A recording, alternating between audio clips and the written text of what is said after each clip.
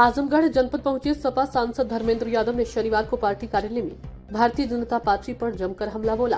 उन्होंने वक्फ संपत्तियों को लेकर सरकार द्वारा किए जा रहे कानून संशोधन को लेकर सवाल खड़े किए गए, तो वहीं महाकुंभ में भगदड़ के दौरान सरकार द्वारा मृतकों का आंकड़ा जारी न करने को लेकर भी आरोप लगाए गए। उन्होंने कहा कि वक्फ की जो जमीनें हैं जिसे ऊपर वाले के नाम पर लोग दान करते हैं, उस पर भाजपा के नेताओं की निगाह है। कानून को संशोधित कर अधिकारियों का प्रयोग कर और कुछ गैर जरूरी लोगों को वक्फ कमेटी डालकर जमीनों पर कब्जा करना चाहते हैं। ये सब बातें बात की है। पहले बताओ, बेरोजगारों को रोजगार कब मिलेगा? किसानों की आमदनी कब बढ़ेगी? स्विस बैंक से 100 दिन के अंदर काला धन आना था, वह क्यों नहीं आया? आजादी के 75 साल में पहली बार $1 की कीमत 88 रुपये हो गई है। ऐसा पहली बार हुआ, इसका जवाब कब दोगे? प्रयागराज में कुंभ के दौरान कितने लोग मेरे, इसका स्पष्ट आंकड़ा कोई मीडिया का साथी नहीं दे पा रहा है। वह बताते क्यों नहीं है कि कितने लोग भगदड़ में मरे हैं। जब महाकुंभ में स्नान करने वाले की गिनती हो सकती है तो मरने वालों की गिनती क्यों नहीं? सरकार लापता लोगों की गिनती नहीं कर पा रही है।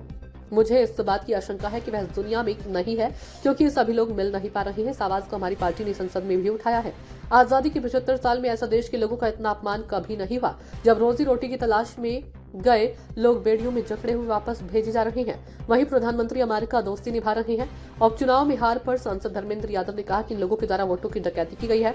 चुनाव आयोग से 500 लिखित शिकायतें की गई, लेकिन कोई कार्रवाई नहीं हुई। मैंने बताया ना, भारतीय जनता पार्टी के लोग प्रशासनिक अधिकारियों का उपयोग करके वक्फी जो जमीनें हैं, जो जमीनें लोग ऊपर वाले के नाम पर सार्वजनिक हितों के लिए लोग दान करते हैं, उन जमीनों पर बीजेपी के लोगों की निगाह है।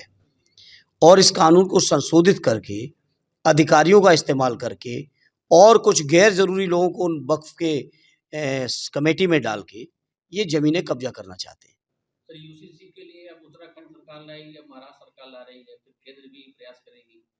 मैं कह रहा हूँ ये सब बातें बात की हैं। पहले ये बताओ, वो रोजगार कब मिलेगा जो 2 करोड़ हर साल वादा हुआ था? किसानों की आमदनी कब बढ़ेगी?